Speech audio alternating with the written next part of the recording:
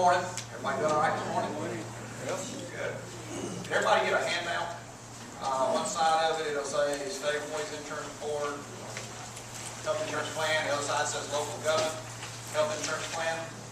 If not, we've got a few others that will be passed out here. And it's my understanding that among you today, we have, most of you are retired from the state of Alabama. We also have many of you that are retired from local government. So what I want to do today is spend just a few minutes going over some of the changes that the board made in their August board meeting.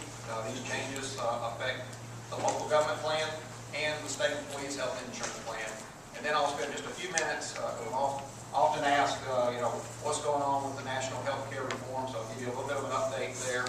And then hopefully we'll have a few minutes that you can ask some questions.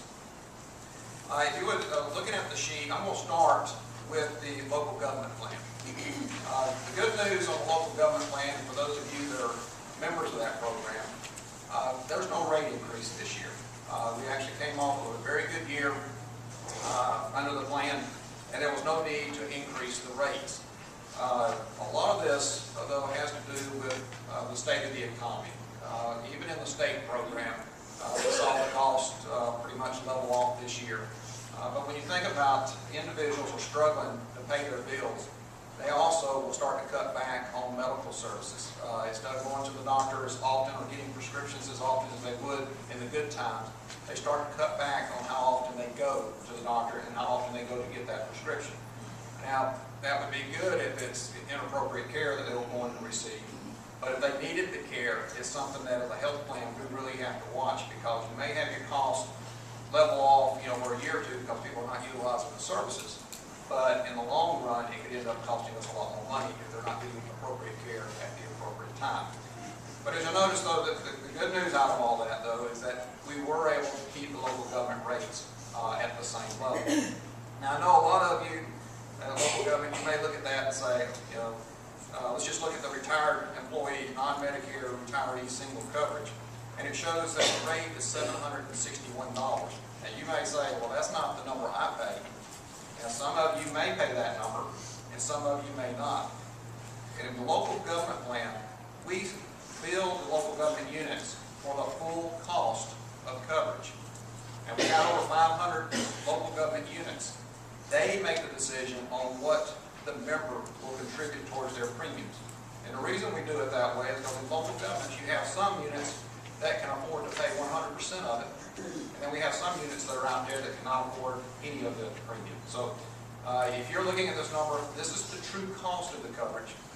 You may pay something that's different than that, but those rates are actually set at the local level.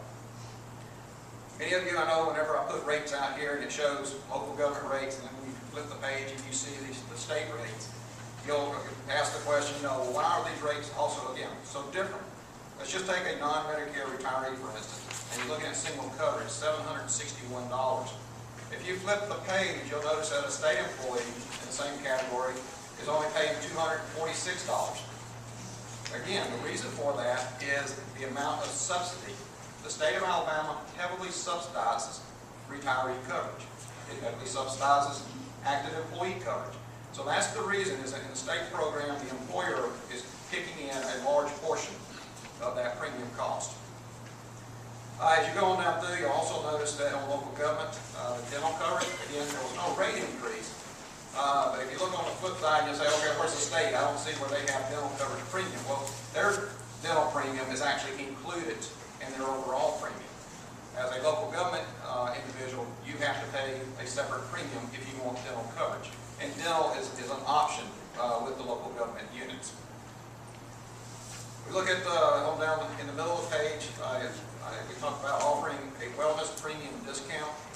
Now, again, for a lot of the retirees, that won't really affect you. It could, but more than likely it will not. Last year, we put in a minimum participation level that the local government units, if they wanted to continue to get the preferred rates, they had to have at least 30% of their employees screened. If we were talking about active employees. This year, the board passed an incentive that we would actually pass a $10 per member per month discount if they would get 80% of their employees screened. Now you may say, well, why are we pushing folks to go through these health screenings? If you can keep your population healthy, it certainly makes sense. Your healthcare costs are going to be a lot less. We started this program in the state 2 or 3 years ago. The first year that we did the screenings, we had over 95% of all state employees participate in the wellness screenings. And we knew going into it, based on previous years of screening smaller samples, that about 12% of the folks would be at high risk for the things that we were screening for. Cholesterol, hypertension, diabetes, those were the main things that we were looking for. When we did the screening of the 95% of the state employees, we found 12% of them were at high risk. And when we identify someone that's at risk, we give them a voucher to go to the doctor. We want them to go and receive appropriate care. What we found a year later, when we screened those same individuals, that 12% that was at risk, 1 year later after receiving medical treatment, we had over 90% of them had improved. Now when you think about 90% of the folks within the population that had those risks improved, what we have done now is we have made a healthier population, and it's going to substantially reduce the cost over the next 2, 3, 4, and 5 years. The local government plan, as you say, if the local government units can reach 80%, they will get a $10 per employee discount. Now, the question is, does that affect retirees?